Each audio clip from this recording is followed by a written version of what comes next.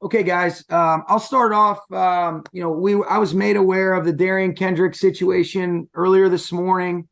We're continuing to gather more information on that. And so until then, I'm going to just kind of leave it at that until I have all the appropriate information. And I don't think it would be appropriate for me to speak on things that I don't have the totality of it, other than knowing that he was arrested early this morning.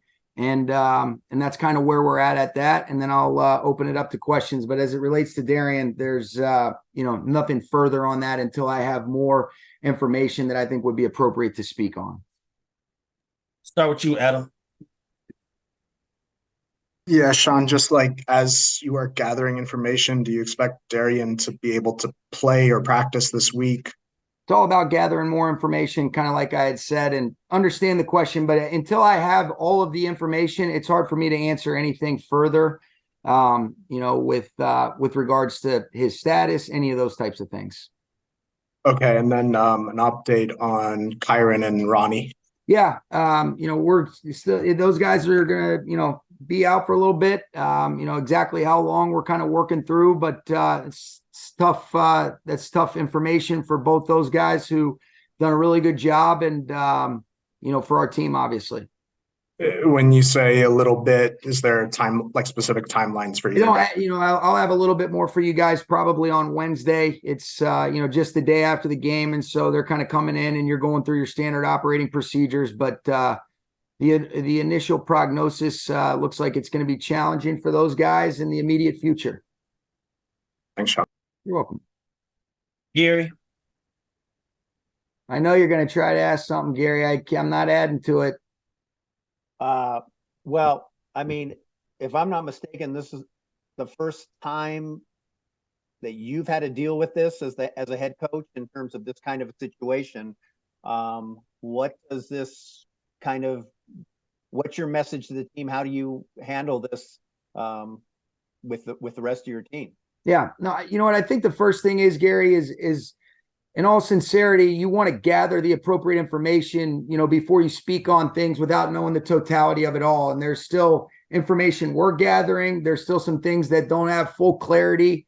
And I think once you have that, then you can use these as opportunities to try to be able to educate and see exactly what happens. But I do want to be quick to pass judgment before I know everything. And so, I care about these guys a whole lot, want to continue to help them to make all the right decisions and try to avoid situations like this. But I also know that life isn't perfect. I've certainly made my mistakes, and how can we continuously educate guys on how to avoid these, and then also understand, all the layers that are involved in a situation like this before I kind of dive deep into having an opinion and passing judgment.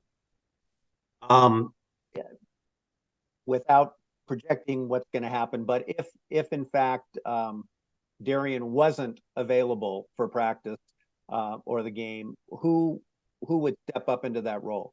Yeah, we haven't even gone down that yet. So I think that's, I think we're kind of putting the cart before the horse on some of those types of things. But when you look at just the guys that have gone out there and played, whether it's a Trey Tomlinson, the Duke Shelleys of the world, I think those guys at the corner spot in particular have done a really nice job. And then we've got some safeties that have some position flex as well. But I think, I think we're getting a little ahead of ourselves before I kind of know all of the information. And then just in terms of point of fact, is he still in custody or has he been released as far as you know? Yeah, all of that stuff I just would prefer to keep in-house out of respect for the situation and as we're continuing to gather information. Thank you. You're welcome. Thanks, Gary. Jordan. Hey, Sean, gathering information, what specifically does that look like? Who are you in communication with, and who is in communication specifically within your building? Yeah, I'd like to just keep all that stuff in-house because I don't necessarily know that that's pertinent to anything other than just trying to, gather the appropriate information and then speak on it as it relates to exactly what this situation entails and how we'll be able to move forward with Darian and how that affects our team and everything that's involved. Yeah, I totally understand that. And perhaps I phrased it poorly too. It's like, how do you go about the process of gathering more information about a situation like this? Yeah, I'm just going to keep it. It's one of those deals that I'm just going to keep in-house. And then is this a situation that you expect the league to get involved in, or is this going to remain? Oh, yeah, the league's involved in, absolutely. We were involved in communication with the league early this morning. It's obviously been a long day already, and that is absolutely kind of standard operating procedures for us to involve the league in matters like this. Thanks. You're welcome. Sarah. Sean, at running back, what direction do you expect to go if Ronnie and Kyren are in fact not available? Working through a lot of those things right now. Obviously, you saw Zach Evans get the first carries. We've got Royce Freeman on our practice squad, and there'll be some different things that we're in the midst of working through right now. And so we'll probably have a little bit better idea once you get the the full gauntlet of what it exactly is looking like projection wise on both Ronnie and Kyren. How that will affect any sort of decisions as it relates to the roster, and then what it looks like for the landscape of the league. Did you come out of the game with any other injuries? I thought Ernest did a good job of pushing through with his knee. He's got some soreness today. Kobe Turner ended up kind of just banging his shoulder a little bit when he and Quentin Lake were going for that fumble that Byron Young ended up forcing towards the end of the game. And then it's just your typical bumps and bruises, that in a really physical game yesterday. Thank you. You're welcome. Eric. Hey, Coach, I had a question on the cheat motion that the Dolphins are using. I believe you guys used it yesterday to widen Tutu Atwell against a cornerback. Is this the first that it's been used? And then what are the advantages of using the motion where you're taking a guy from the same side of the formation and moving him to the sideline instead of inside? Yeah. I've seen some teams do that last year. Miami dabbled with it a little bit last year as well. There's just a lot of different ways to try to be able to change the picture and how that elicits a certain response that can create some challenging things depending upon the principles of the defense that you're going against. And so whether it's creating access, whether it's creating new counts in terms of some of the, the ways that you have to, match up with some of your match principles coverage wise, or whether it creates favorable leverage based on the different routes. So we've dabbled with that in some different games. We did it a couple times, variations of it a couple times yesterday, you could say. But certainly those guys in Miami have done an outstanding job of it. And I've seen it with a lot of these teams that like to utilize and implement motion pre-snap. That just creates a little bit of conflict and that, you're kind of just changing that picture just before the snap is imminent, for the defense. Is it the closest that you can get to the CFL where they can move forward in terms of, creating that speed going into a play? Yeah, I think those and the jet motions, you just look at the different. They're all variations of kind of fast motions that are going lateral as opposed to being able to attack the line of scrimmage because of the way that our game is officiated. But it does establish, a certain amount of momentum. That's, probably the closest thing to that. There's nothing quite like a full speed, towards the line of scrimmage sprint motion that those guys can do. It really creates some leverage and some momentum for you. Thanks, Coach. Appreciate it. You're welcome. Dennis. I think you might be muted, Dennis. Yeah, we can't hear you, Dennis. I'll come back to you. Okay. Nick. Hey, Coach. What's up, Nick? You talked about obviously losing Kyren Williams for a particular period of time. When you see a guy like that has had so much success thus far in that, how do you go about keeping him focused and keeping him motivated through the injury so that when he does return, he still has that same type of mentality and be able to contribute when he comes back? Well, I think, Nick, from even talking to Kyren, that's not something that I worry about at all because of the human being. He's a special guy. He's wired the right way, physically and mentally. He's overcome setbacks, which was demonstrated last year. He's a guy that I don't think you necessarily have to worry about that, but you want to keep him engaged as much as possible. But one of the best traits and compliments I can give Kyren Williams is his intrinsic motivation, his internal drive to try to be great and maximize his potential. And I think things like this will only motivate him that much more to come back stronger. And I trust that he'll use this setback as a setup for a comeback.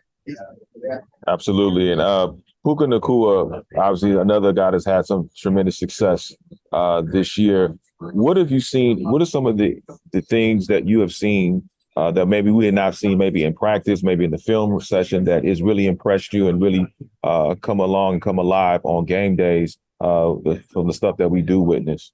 Yeah, I think a lot of this stuff is what he had done consistently. Somebody needs to hit mute on their Zoom. But I would say this, it was I think a lot of the stuff that you've seen, whether it's his attention to detail in the meeting room, how focused he is in the walkthroughs, then his ability to be able to translate that stuff to practice, the aggressive hands, the ability to separate, the big picture understanding, the willingness to ask questions to Matthew and Cooper and his coaches, and he's a great listener. All those things came to life. What I don't think you could ever really simulate is the toughness this guy plays with.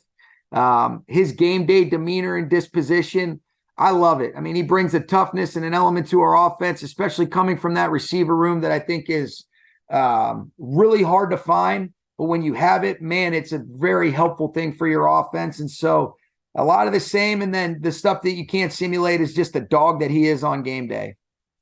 Thanks, Coach. You're welcome, Nick. Hey, Dennis, we'll try to come back to you. No, we still don't have you, man. Darren, we'll go with you.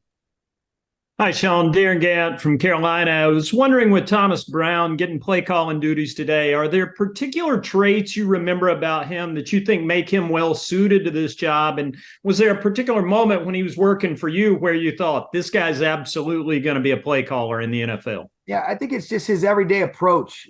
He had great experience, when we first got connected, but shoot, I remember watching Thomas when we played against each other in high school. He's one of the ultimate competitors.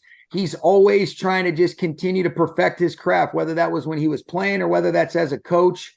And he did such a great job of owning whatever role it was, whether it was a running back or the tight end coach, but there was always an interest in continuing to absorb a bunch of different material where, hey, I want to be able to make sure that, hey, I'm doing my job right now, but I'm also setting myself up for the opportunities that I think he knew were ahead. And that's been a consistent thing with him. I don't know that there's one moment that steps out. I think the biggest compliment I can give him is the consistency at which he approached every day and how that built towards him interviewing the way that he did with Coach Reich. I remember when, I was speaking with him about it, I think this was something that he envisioned inevitably happening. And I know he'll attack it and do a really good job and being able to collaborate with the rest of the coaching staff and figuring out how to put, your guys' players in the best positions. But I'm not at all surprised and looking forward to him doing a great job attacking that opportunity.